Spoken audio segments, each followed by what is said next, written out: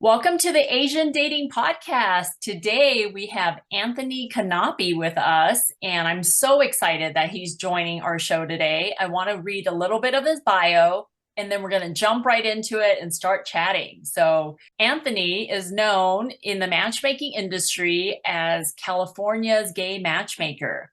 Anthony Canapi is a professional matchmaker and founder of Best Man Matchmaking, an old school, personal LGBTQ plus owned matchmaking company for gay, bisexual, transgender, and queer men seeking a long term committed relationship. With his first successful match at 16 years old, Anthony has connected more than 1,500 professional singles for the past 8 years, with many successful love stories and handful of engagements and marriages under his belt. Anthony brings empathy, love, and happiness to everyone he works with. Welcome to the show, Anthony. I'm so glad you're here. How are you today? Thank you so much, May, for having me. I'm so happy to be here. Unfortunately, we're in the winter times, and I don't know. Everybody has already know the flu has been going around. Everyone's been getting it. Unfortunately, I'm one of them. I'm getting over it. So apologies if I sound a little bit nasally. I'm getting over the flu. How is it for you? Have you hit the flu yet? Has the flu gotten to you No. yet? No, I've been very fortunate. I mean, I load up on vitamin D and I'm on tons of supplements just for my health protocol anyway. But no, I'm completely loaded up on vitamin C, D, zinc, you name it, I take it. So, but you know what? I work at home, so I don't really go out and meet people or anything like that. Everything is done virtually for me.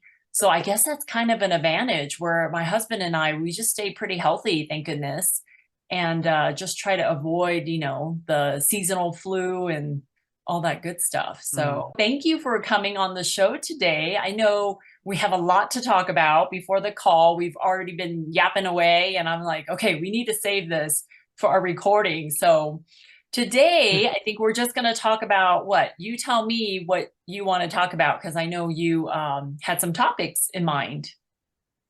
Yeah, definitely. So, something that I wanted to bring to the Asian dating podcast is Asian men who are gay, bi, trans, and queer. I personally believe that we have a triple standard when it comes to Asian dating. Here's the thing, everyone who is heterosexual and Asian, I understand what you're going through if you happen to be Asian and you have to worry about bringing that person home and having this fear in your head about what are my parents are going to think? Do they like my partner? Oh my goodness, what questions are they going to ask? Here's the thing. I have the same thoughts going through my head as well. But then I also have so many other things I also have to worry about. The first thing being, what is your sexuality? Are you gay? Are you bi? Are you trans? Are you queer? And then sometimes they get a little bit, I would like to say, too far. Like there are some topics that you don't bring up, like, oh, how's your health? Oh, do you have any sicknesses? And I'm like, oh my goodness, why? And then Wait, I your think everyone, parents, your mom is asking your partner this or no? I mean, there are some people who will ask because I feel like there is stigma when it comes to HIV, AIDS. We are going through the monkeypox pandemic as we speak. Unfortunately, there is a lot of stigma that is being targeted because of the LGBT plus community and when it comes to HIV, AIDS, and monkeypox.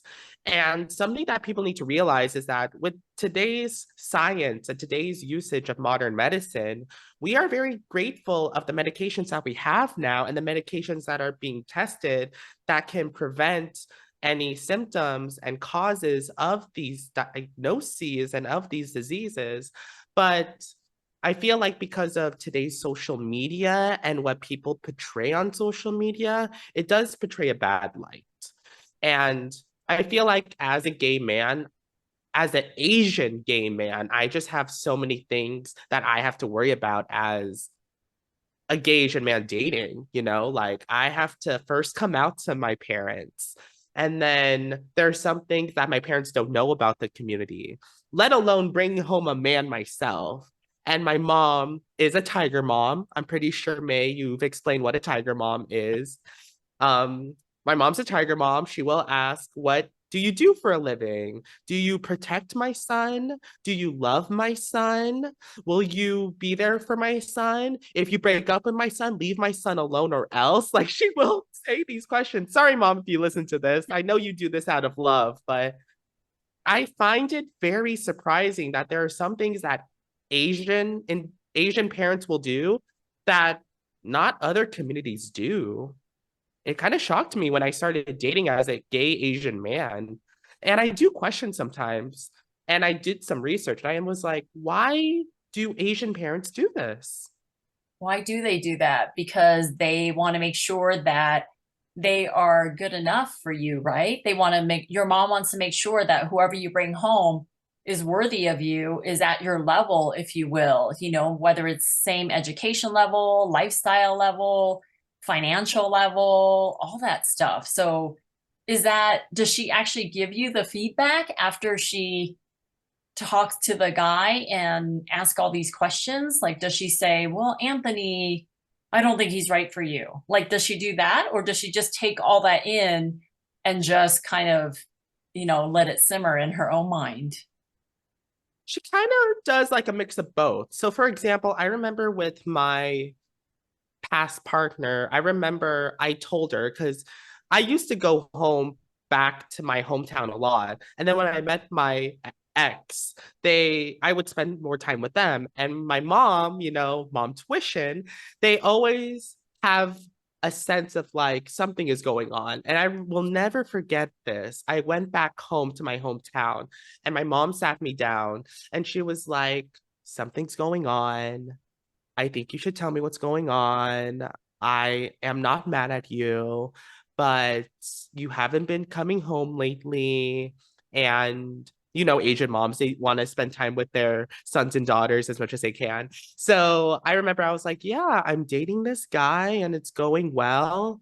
I will never forget the constant amount of questions that she would tell me that I just asked myself, I was like, oh my God, it feels like coming out again. Because I feel like as a gay Asian man, I have to go through so many obstacles when it comes to not only coming out, but then I have to introduce a man to my mom, and my mom has to approve of this man. And I know it's coming from a place of love and protection, and she wants what's best for me. But I feel like it comes to a point where you have to let it happen naturally, not feel like you have to be the approval. Because, I'm in my 20s and I know what's best for me. And thankfully, as a matchmaker, I know when I need to respect myself and leave. But it does have to come to a point where I have to be like, Mom, this is my business. Let it be my business. I will never forget my mom was like, I need to see a photo of him. What does he do?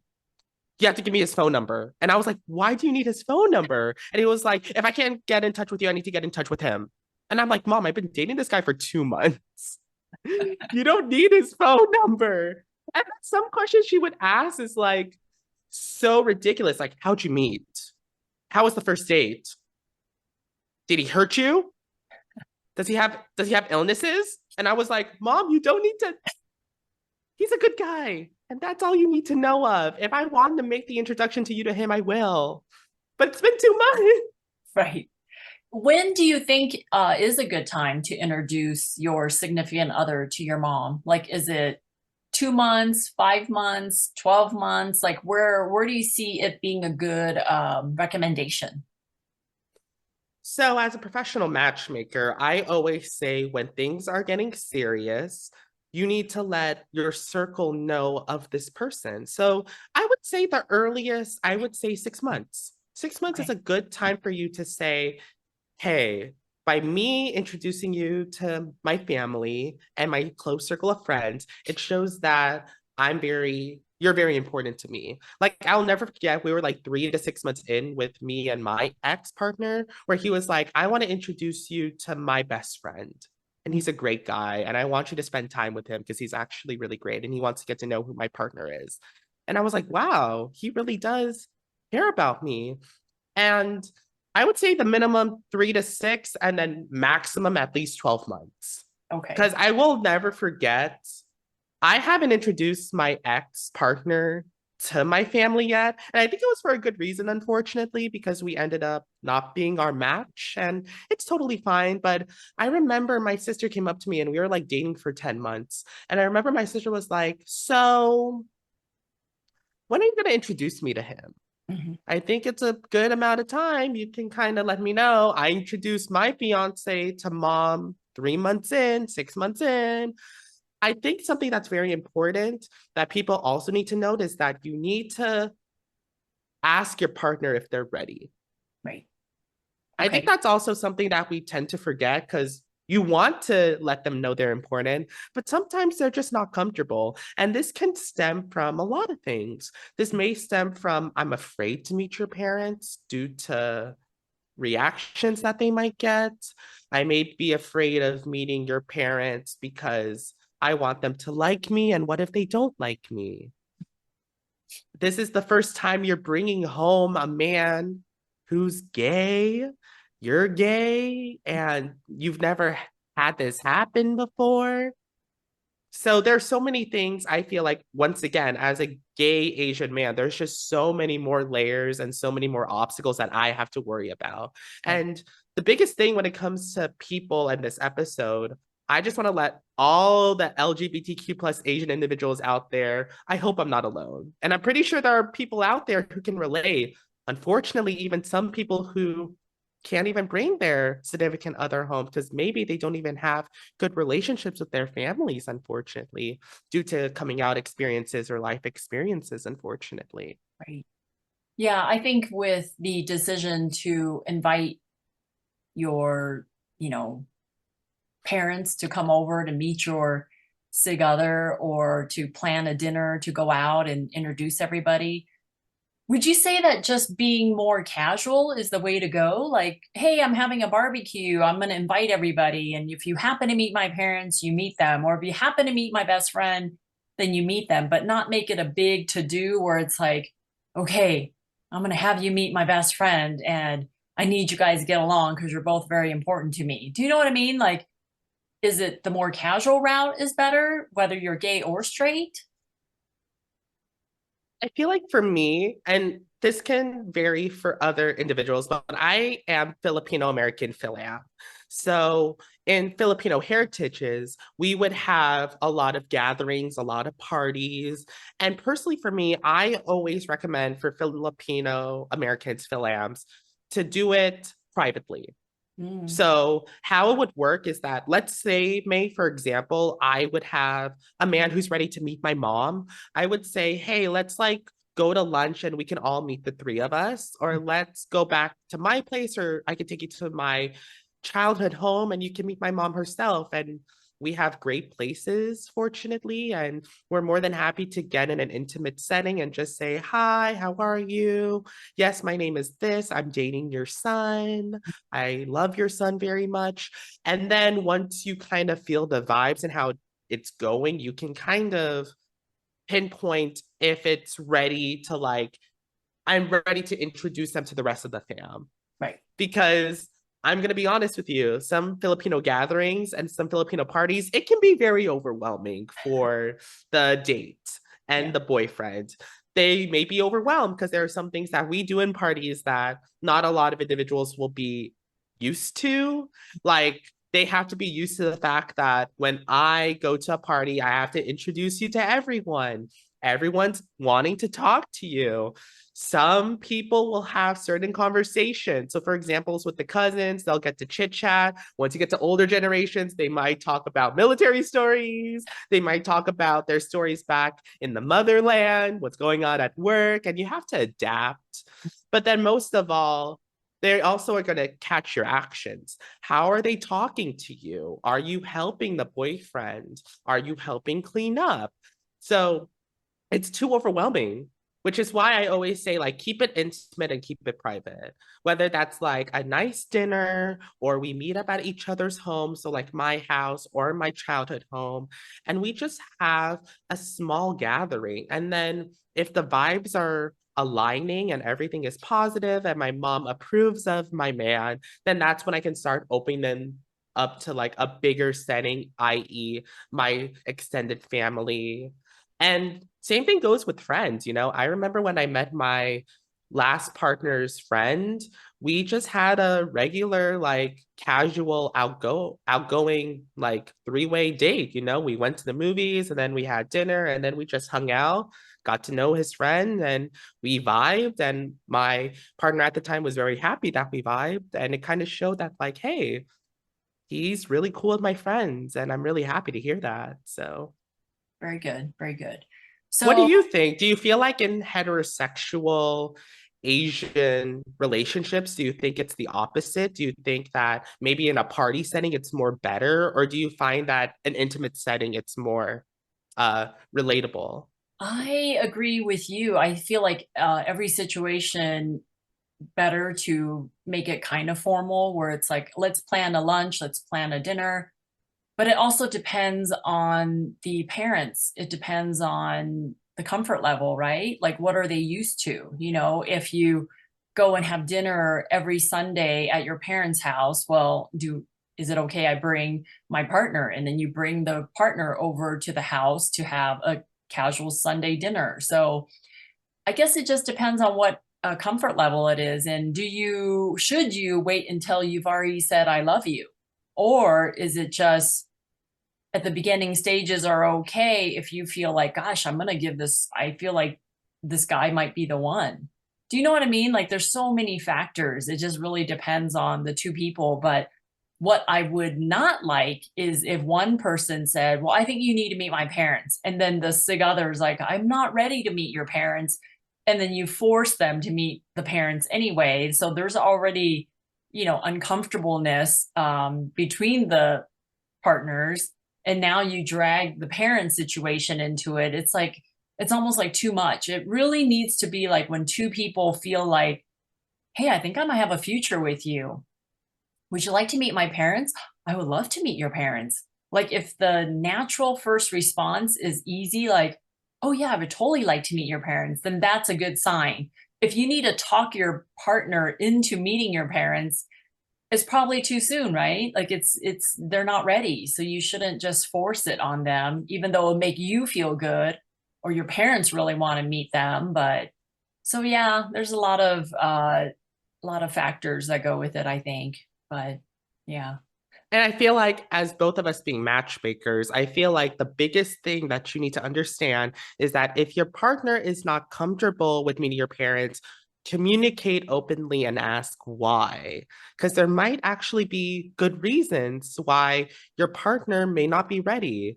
And even if you think it may be selfish reasons, there's always a reason behind everything. So, for example, whether it's a heterosexual relationship and they're just like, I know your parents are more like fresh off the boat, and there are things that I might expect. I'm afraid they may not like me. Do you think they're gonna like me? And then same thing when it comes to LGBTQ plus relationship. This is your first time you're taking home a gay man to your parents who are fresh off the boat. How is your relationship with your parents? Are they okay with me being gay as well? So that's why I always relate it back to the main subject of this episode. I feel like gay Asian men and women, we just have it so much harder, Yeah. honestly, because we have sexuality and we have heritage. Right. So it's like so much more harder. Yeah. Yeah. So tell me about your 8 years of professional matchmaking experience. Can you give me, the audience, some tips on dating Asian, whether it's a Caucasian dating Asian or Asian dating Asian? Like, what are your thoughts and what have you seen out there in the last 8 years when you've been in this industry? So being in the industry for 8 years now, and when I get the amazing opportunity to work with Asian individuals, because I like to work with everyone, I work with both heterosexual and LGBTQ plus. But when I do get the amazing opportunity to talk to other Asian communities, Asian heritages, Asian races, I always just want to know the background. So when you're dating someone and you're dating someone in which they do come from an Asian background, it's always great to open up the floor and ask them, "Oh, that's so cool that you're this race. Tell me about it. Tell me about growing up." And then you can kind of pinpoint when it comes to their background, how they live their lives. Because most people with families who come fresh off the boat, they want what's best for their children, of course. But that comes with the strict responsibility of them having expectations. So, for example, for me, I can say my parents, they were both born in the Philippines. And, unfortunately, they had different ways of growing up and they traveled a lot when it comes to work. And now they're here. And when they had me and my sisters, they just want what's best for me. And honestly, I just love my family so much. So you can kind of see when it comes to relationships, when it comes to the background of the parents, when it comes to how close we all are, you can kind of pinpoint when it comes to the Asian individual, how big these keys and values are, so that when the relationship evolves more, you can start preparing yourself for what's to come. Because in Asian culture, it's very normal for us to introduce our loved ones to our family members. I found it very, very bizarre that my partner in the past was kind of taken aback where he was like, "Do I have to? Like, I don't have to introduce you to my mom and dad." And I was like, "Why?" And they're all like, "Well, they're across the country.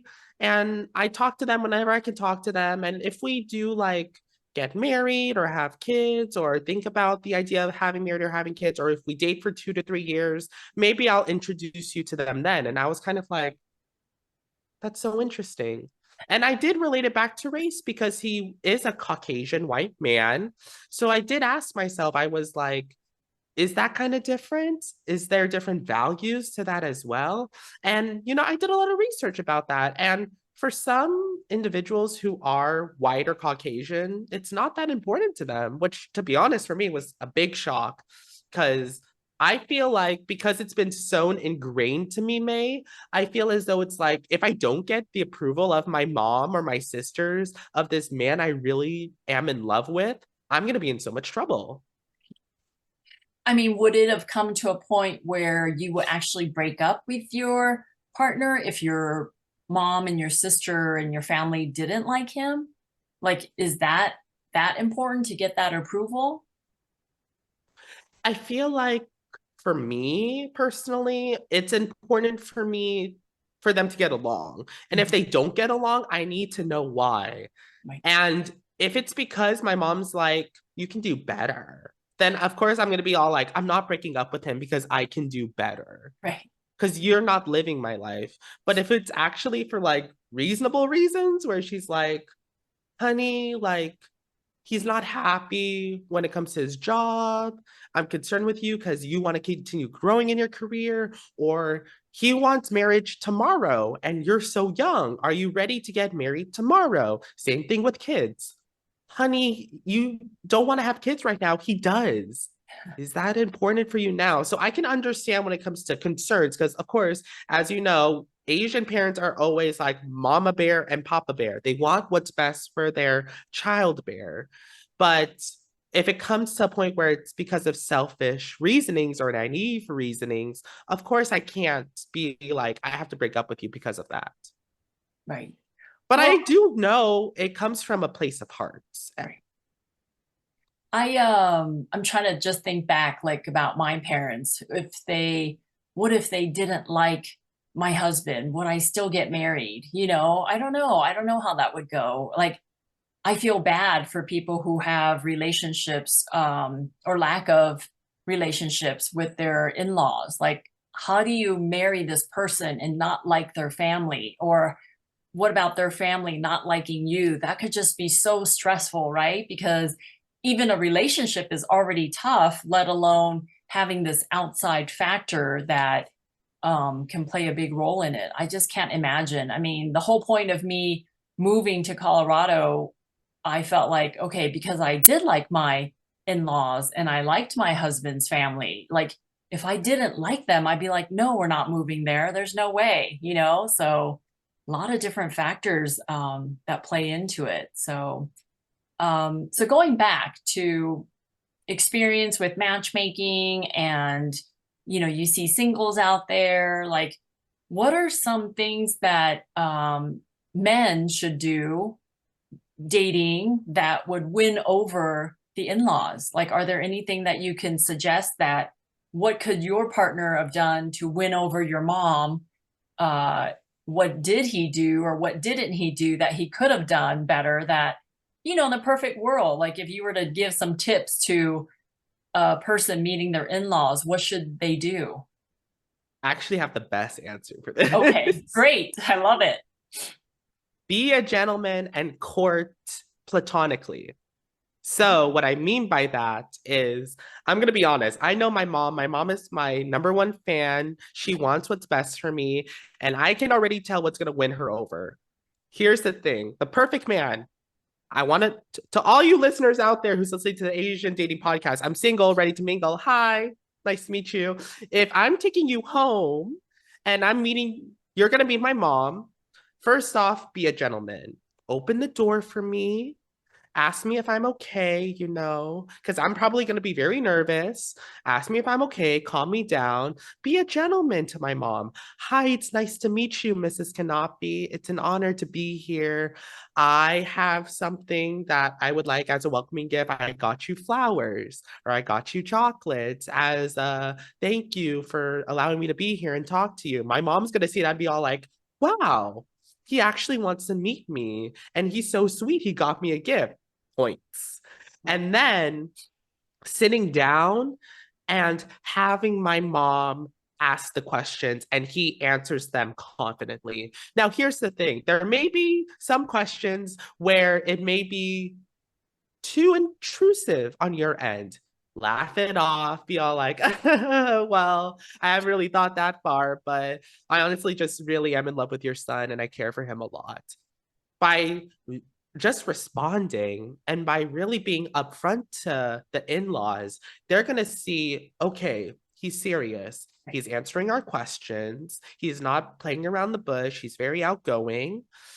And then I think what will be the icing on the cake is that if you were to have a moment to the in-laws to yourself and Yeah. you confirm with them, hi, Mrs. Canapi, I really am fortunate that you want to talk to me. I just want to let you know once again, I really do love your son and I don't want to hurt your son. He is the light in the end of my tunnel and I do see a big future with him and I hope that you can respect me. And you know, it can take time. Yeah. And I don't want to force a quick relationship, but I just want to let you know once again, he means a lot to me and if you want to get to know me more, here's my number. Let me know if you need anything and I hope you can accept me in your lives. It shows that you're vulnerable and it shows that you're ready to go. Here's the thing, it's just the icing on the cake and it's not required. But to the in laws, they're going to see this as, wow, what a gentleman.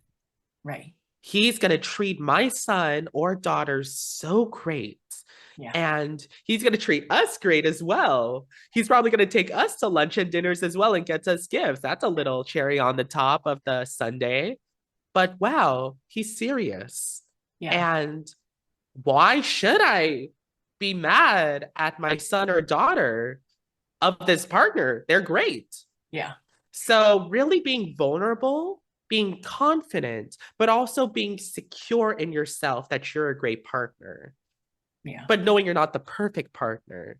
The in laws are going to see that Yeah. because an in law can tell someone who's cocky, someone who's shy, or if you're not putting your best self forward, they will be selfish and think, maybe they could do a little better.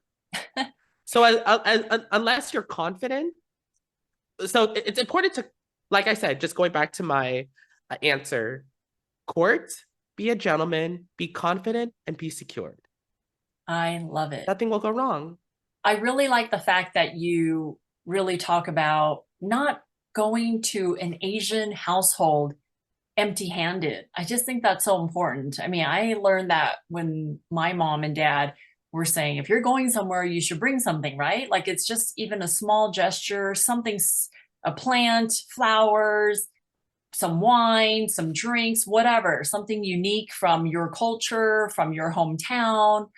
I think that's important just to show that there's a little bit of offering. And the second part was where you said to court them. Like, yeah, you need to kind of pay attention and try to have a special moment between the two of you so you can really bond, if you will, and just have like a special time between you two, even though it's a busy party, but at least you make a point of seeking out the in-laws or your mom and pay attention to her and express how much that, you know, their son or daughter means to you. I think those are key things. It's not just a barbecue where you're just hanging out and, you know, you're just saying hello and then bye, and you really didn't have like that special moment, right? So yeah, I really like that. And even the exchanging of phone numbers, that could be above and beyond.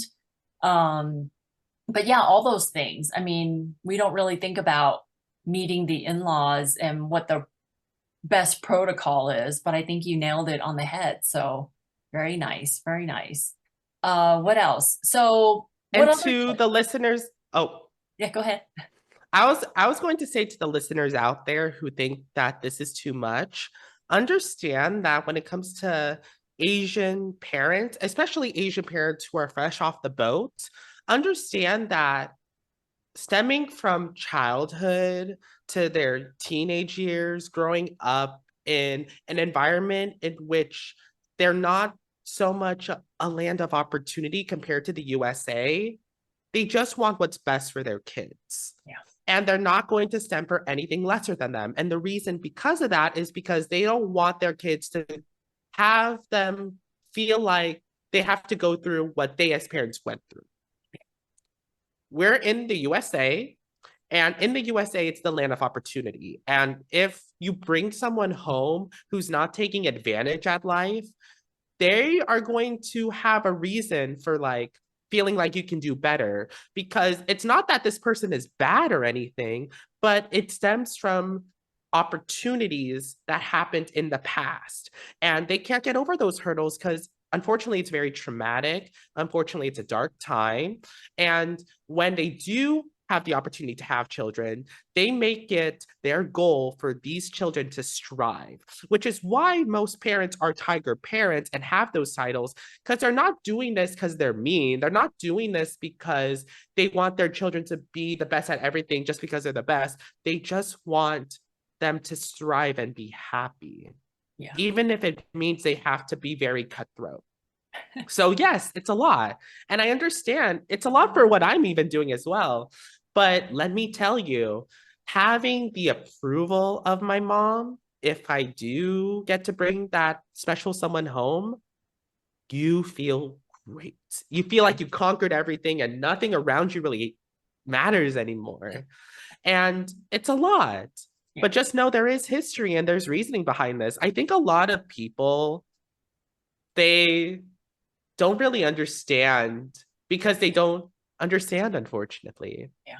They don't. They don't understand what it's like living as an Asian person because they're not an Asian person unless they are Asian themselves. Right. I'm going to be honest, May. If I brought home another Filipino gay man, he can already know what it is heritage wise because he has to go through it himself. Yeah. I think If also it was a white man, I would be in trouble. I mean, it's also a sign of respect. Like if you meet, you know, your significant other's parents, it's just a sign of respect, right? To make sure you acknowledge them and almost thank them and just thank you for inviting me to your home. Thank you for inviting me to your barbecue. You know, I love being in so and so's life. Thank you for letting me be part of his life. Like, I just think it's a sign of respect. And that's nothing's more important to Asian parents than respect, right? Like they don't want you to come over and you don't even pay attention to them. Like that's disrespect. So they're not going to like you at all. But if you seek them out and make a point of talking to them and have a special moment, that's going to say a lot about you, your character. So, but anyway, well, Anthony, thank you so much for joining me today. How do people find you if they want to work with you, and tell me a little bit about what you have to offer, and how would they get in touch with you? Yeah, so if you are interested in getting to know more about me and getting to know about how you can hire me as your personal game matchmaker, you can go to bestmanmatchmaking.com and click the button Get Started Here and fill out the contact form. Or you can direct message me on my social medias at Anthony Canapi. That is at Anthony Canapi, or at Best Man Matchmaking. Again, at Best Man Matchmaking. If you're more old school and you would like to get a hold of me via email or via phone, you can get in contact with me email wise, Anthony at bestmanmatchmaking.com, or give me a toll free call at 661 402 1428. Okay. And all that will be in the show notes. And please subscribe, like, share the episode. And if you have any feedback or questions that I can answer in future episodes, you can always email me at may@twoasianmatchmakers.com. And ladies, if you're listening out there, I would love for you to register and join my database so I can keep you in mind for great, eligible, successful, accomplished men. Thank you, Anthony. Have a good day. Thank you so Thank you so much. much. Thank you so much, May.